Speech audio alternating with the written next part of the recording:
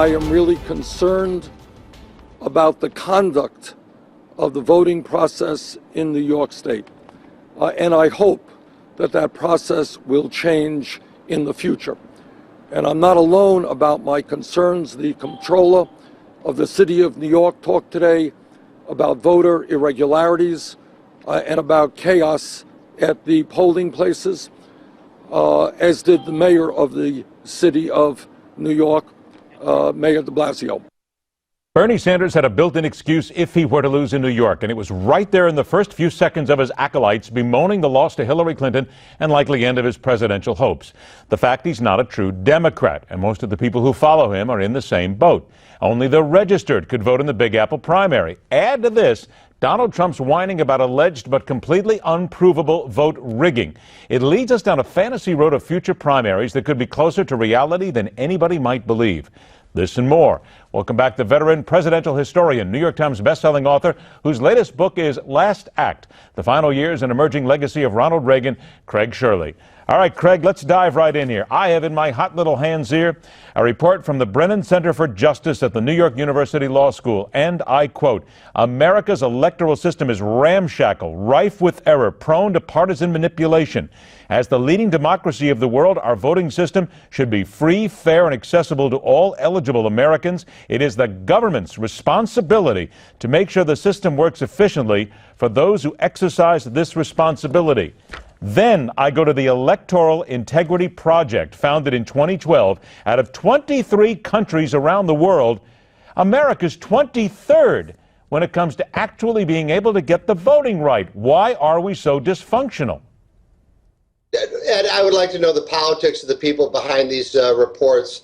I suspect that they might have a different view of the world than you or I do, or your viewers do. Actually, we have a remarkably good, if not excellent, electoral system. Is that votes are counted, votes are tabulated, electoral counts are tabulated, and we've had relatively clean politics for over 200 years. You know, yes, Bernie is complaining about a handful of voters who were disenfranchised in New York City, and that's unfortunate. But if you even took every one of those votes and gave them to Bernie Sanders last night, he still would have lost in a landslide to Hillary Clinton. So it's really kind of it's so much eyewash, but I don't think it proves anything. Well, but wait a minute. I get that, Craig, but around the country, certainly in New York, voting precincts that break down, people aren't there, machines that aren't working. We have people right now who are looking for a way to vote, looking for a way for, and again, Donald Trump is out there, and maybe he's right. One vote doesn't make a difference whether it's Democratic, Republican, Independent, or whatever. Maybe he's got a point instead of all this various demagoguery, if you will, and all this, I got an event here, I got this here. Just let people vote for a change. What's so wrong with that? I totally agree with it. It's that, but we have a federalism system where states and localities determine their own voting behavior. The only thing we really have nationally is whether or not a felon can vote, which they can't, and whether or not you're 18 years of age. But other than that, everything is pretty much left to the states and localities, especially primaries, because the Republican and Democratic parties are private clubs. They are not state-sponsored. Wait a minute. You just hit it right there, Craig. Private clubs. Isn't it fair to say that that's what many people believe is going on here? If you're not a member of the private club, then you're left out in the cold like many independents. Why shouldn't they be allowed to get involved?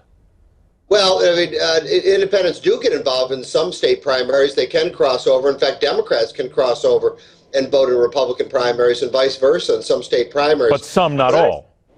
No, not all, but Reagan won many states in 76 and 80 that had crossover voting. Democrats, culturally conservative Democrats crossing over to vote in Republican primaries. In fact, he may have not won nomination in 1980 if he had just competed in closed primaries. He may have lost a nomination to Ambassador George Bush at the time. So when I say clubs, I mean clubs in a looser sense are actually probably more akin to private corporations. But anybody is allowed to participate as long as you are registered and you're not a felon. All you have to do is make the effort. But everybody has a different different system, and I think that actually is like the French say, vive la différence. Okay, but that's part of it. I get that. 30 seconds left, though. Would you not say that when it comes to America, 50 states here in America, there needs to be more of the same? It needs to be more fair and more even-handed so it doesn't change with every state? There is always room for improvement. Sure. But I think that imposing a federal system onto the various states would be a mistake. I think it's much better, and it's much more consistent with Republican philosophy, which embraces, the 10th Amendment and the ability, the right, and the power of the states to determine their own nomination process. So it would be inconsistent with Republican Party philosophy to dictate everything from Washington. Okay, it is always about change. We know that. Gosh, we need more time to talk about this. Craig Shirley, always a pleasure, my friend. Thanks for being here and bringing in the opinion on it. Let's ask you, because here's the simple question. We've heard all these various stories, different states, different processes, different procedures. How would you like it run? And does it all need to be the same in every single 50 state? You tell us. Right here, the Hardline continues.